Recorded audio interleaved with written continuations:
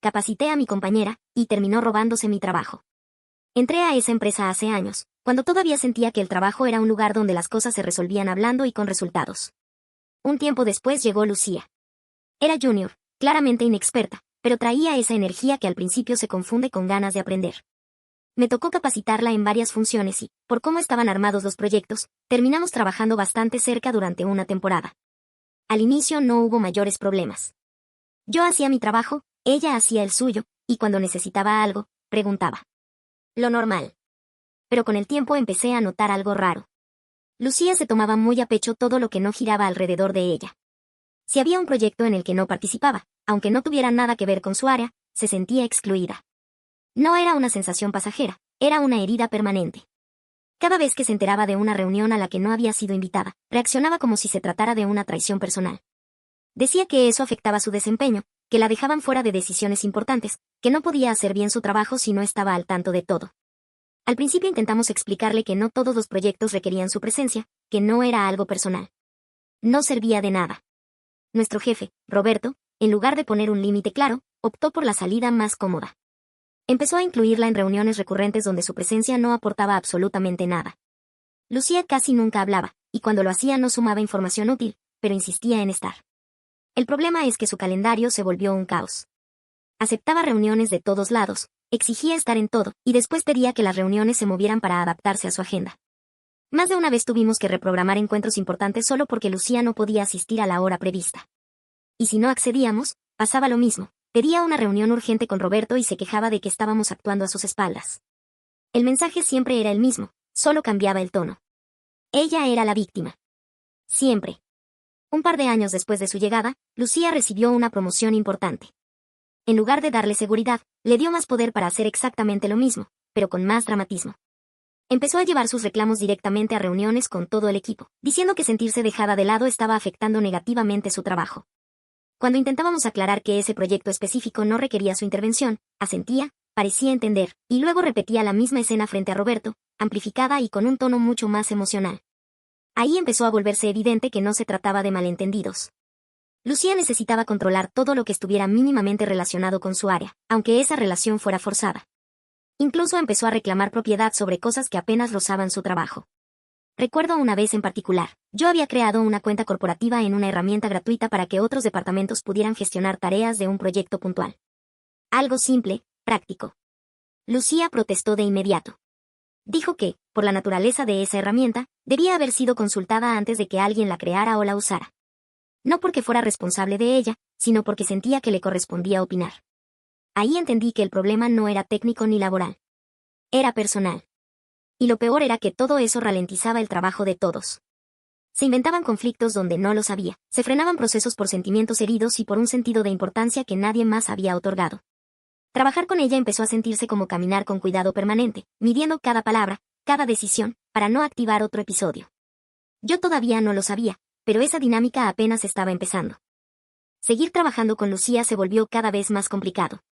En teoría, debíamos colaborar en nuevos proyectos, pero en la práctica cualquier intento terminaba torciéndose. Varias veces traté de acercarme de forma directa, proponiéndole trabajar juntos en ciertas iniciativas. No importaba cómo lo planteara. Siempre lo interpretaba como si yo estuviera intentando darle órdenes, como si estuviera invadiendo un territorio que ella consideraba suyo. Lo irónico era que, mientras se ofendía por cualquier sugerencia, no tenía ningún problema en decirme constantemente cómo debía hacer mi trabajo. Opinaba, corregía, cuestionaba procesos que no entendía del todo. La única forma de avanzar era darle poder de aprobación, incluso en decisiones que no tenían ningún sentido que pasaran por ella. Si no lo hacía, el conflicto estaba garantizado. Eso me frustraba más de lo que admitía en voz alta. Lucía era muy novata en muchos aspectos de su propio rol y no sabía prácticamente nada del mío. Aún así, había que tratarla como si tuviera autoridad sobre todo. Con el tiempo, empecé a evitarla. No por inmadurez, sino por supervivencia laboral. Cada interacción era un desgaste innecesario. El problema es que esa decisión tuvo consecuencias. El rendimiento de nuestro equipo se resintió. Se perdía tiempo, se duplicaban esfuerzos, se evitaban conversaciones importantes solo para no provocar otro drama. Pero como Roberto la protegía constantemente, no había margen real para cambiar la situación. Cualquier intento de señalar el problema terminaba diluyéndose. Lucía, en su narrativa, no podía hacer nada mal. Pasaron los años así, hasta que un día anunció que había conseguido otro empleo y que iba a renunciar. Debería haber sentido alivio inmediato, pero algo no encajaba. En los días previos a su salida, empezó a buscarme con insistencia. Me hacía preguntas muy concretas sobre mi trabajo diario. Quería saber cómo abordaba ciertas tareas, qué criterios usaba, cómo estructuraba procesos que nunca habían sido parte de sus responsabilidades. Al principio respondí de manera general, sin entrar en demasiado detalle. Pero su insistencia fue aumentando. Cada conversación se sentía como un interrogatorio disfrazado de curiosidad profesional. Esa sensación incómoda me quedó dando vueltas, como una alarma que no terminaba de apagarse. Cuando finalmente se fue de la empresa, decidí revisar algo que hasta entonces había dado por sentado. Entré al centro interno de conocimiento, donde guardábamos documentación compartida, y ahí lo vi. Lucía había retirado y descargado varios de mis manuales, estructuras y plantillas. Material que yo había creado con los años, afinado con la experiencia y el error. Ahí todo empezó a encajar.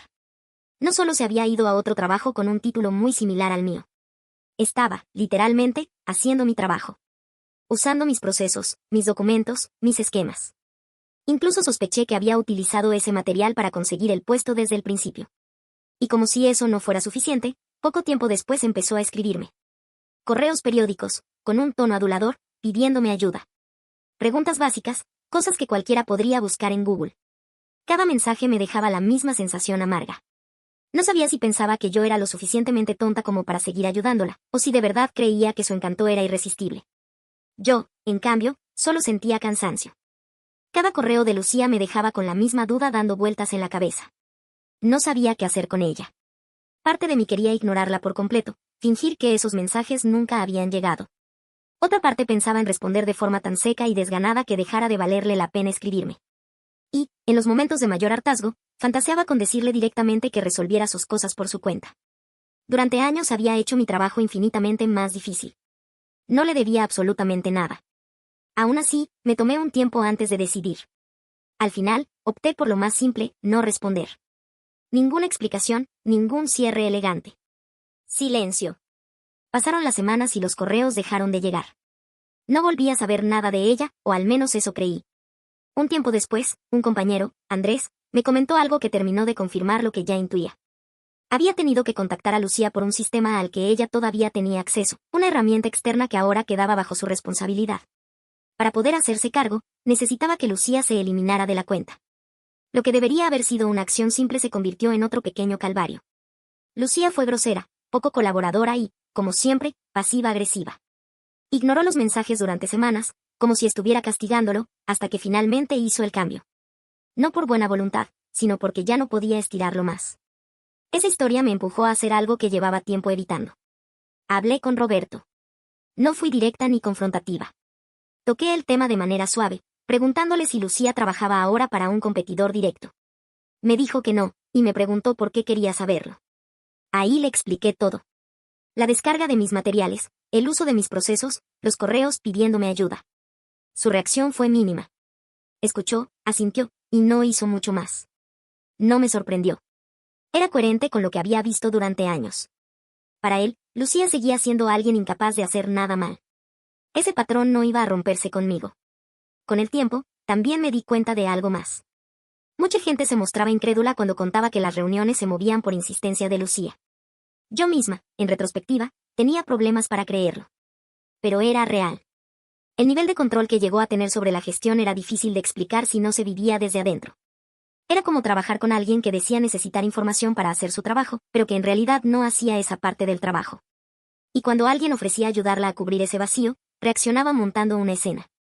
Todo era agotador. Y, aún así, la única persona que siempre tenía razón era ella. El resto solo aprendimos a evitar el conflicto. Ahí empecé a entender que el problema no había sido solo Lucía. Con el paso del tiempo entendí algo que al principio me había costado aceptar. Aunque Lucía ya no estaba, el entorno que había permitido su comportamiento durante tantos años seguía intacto. No era solo una persona difícil. Era un sistema que evitaba los conflictos, que premiaba el drama y que prefería acomodarse antes que poner límites claros. Esa certeza me cayó encima de golpe. Me di cuenta de que, aunque mañana apareciera otra Lucía distinta, el resultado sería el mismo. Las dinámicas no iban a cambiar. El gaslighting, la normalización del desgaste y la protección a quien generaba problemas estaban demasiado arraigadas. Fue en ese contexto que apareció una oportunidad inesperada. Un reclutador me contactó con una propuesta sólida, un rol mejor definido y, sobre todo, un entorno que prometía algo que yo ya casi había olvidado, trabajo sin miedo constante a pisar una mina emocional. No lo dudé demasiado. Acepté. Todo eso ocurrió casi al mismo tiempo que empecé a hablar de esta experiencia. Por eso no interactué mucho cuando otras personas compartieron opiniones o consejos, pero leí cada uno. Me ayudó a confirmar que no había exagerado, que no estaba imaginando cosas, que lo que viví fue real y profundamente disfuncional. Hoy miro hacia atrás y lo tomo como una lección aprendida. Aprendí a identificar señales tempranas, a desconfiar de los entornos donde una sola persona parece intocable, y a no sacrificar mi estabilidad por sostener dinámicas rotas. Si alguna vez me cruzo con otra Lucía, o con alguien como ella, sabré actuar antes. No con confrontaciones inútiles, ni intentando arreglar lo que no me corresponde, sino eligiendo irme. Porque a veces la decisión más sana no es aguantar más, sino entender que ya hiciste todo lo que estaba en tus manos y seguir adelante. Ahí fue cuando cerré ese capítulo. Y, por primera vez en mucho tiempo, sentí alivio. No olvides dejar tu opinión en los comentarios, dejar tu like y compartir este video.